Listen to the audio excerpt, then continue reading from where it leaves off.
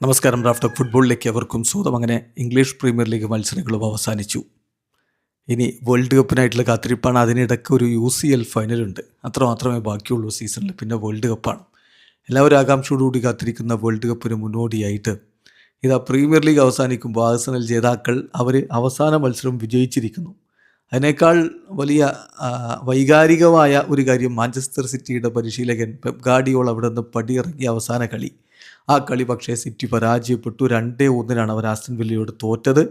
കളിയിൽ സെമന്യോയിലൂടെ ആദ്യം ലീഡെടുത്തത് സിറ്റി ആണെങ്കിലും പിന്നീട് വാറ്റ്കിൻസിൻ്റെ ഇരട്ട ഗോളുകൾ ആസ്റ്റൺ വില്ലയ്ക്ക് വിജയം സമ്മാനിക്കുകയായിരുന്നു. അങ്ങനെ പെപ് ഗാർഡിയോള 10 കൊല്ലക്കാലം അവിടെ നിന്ന് നിരവധി കിരീടങ്ങൾ ചൂടിയ പെപ് ഗാർഡിയോള പരാജയത്തോടു കൂടിയാണ് പിൻവാങ്ങുന്നത്. പെപ്പ് പ്രീമിയർ ലീഗിൽ മാത്രം 380 മത്സരങ്ങളിൽ സിറ്റിയെ പരിശീലിപ്പിച്ചിറക്കിയിട്ടുണ്ട്. അതിൽ 269 കളികളും ജയിച്ചു, 58 സമനിലകൾ, 53 തോൽവികൾ, 55.9% അദ്ദേഹത്തിൻ്റെ വിന്നിംഗ് റേറ്റ്. 904 ഗോളുകളാണ് സിറ്റി ഈ കാലയളവിൽ പ്രീമിയർ ലീഗിൽ അടിച്ചത്. 328 ഗോളുകൾ മാത്രമാണ് കൺസീഡ് ചെയ്തത്. 162 ക്ലീൻ ഷീറ്റുകൾ ഉണ്ടായിരുന്നു.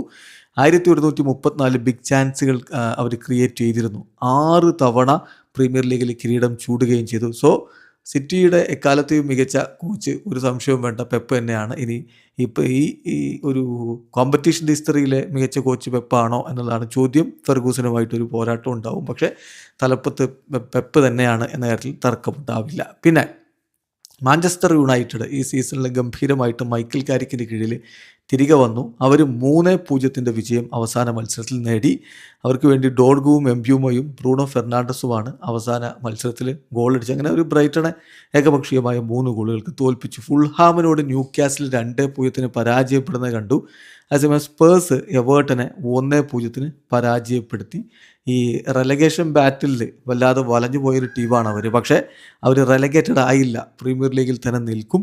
38 കളിയിൽ നിന്ന് 48 പോയിൻറ്റ്, 17ാം സ്ഥാനത്ത്.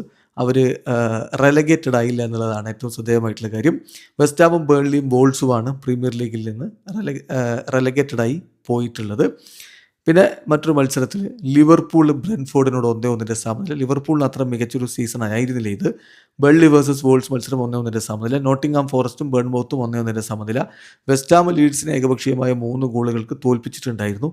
ചെൽസി സീസൺ അത്ര മികച്ചതല്ല, 2-1 അവർ പരാജയപ്പെട്ടു. എന്നാൽ ആഴ്സണൽ ചാമ്പ്യന്മാർ അവസാന കളിയിൽ ജയിച്ചു. 2-1 അവർ ക്രിസ്റ്റൽ പാലസിനെ തോൽപ്പിച്ചത്. ഗബ്രിയൽ ഹീസസും മെഡൂക്കുമാണ് അവർക്കായിട്ട് ഗോളുകൾ കണ്ടെത്തിയത്. പാലസിൻ്റെ ഗോൾ മറ്റേറ്റയുടെ വകയായിരുന്നു. ഏതായാലും പ്രീമിയർ ലീഗ് സീസൺ അവസാനിക്കുമ്പോൾ ഗംഭീരമായിട്ട് ആർട്ടിറ്റയും സംഘവും കിരീടം ഉയർത്തി. 38 കളി 85 പോയിൻറ്റ്.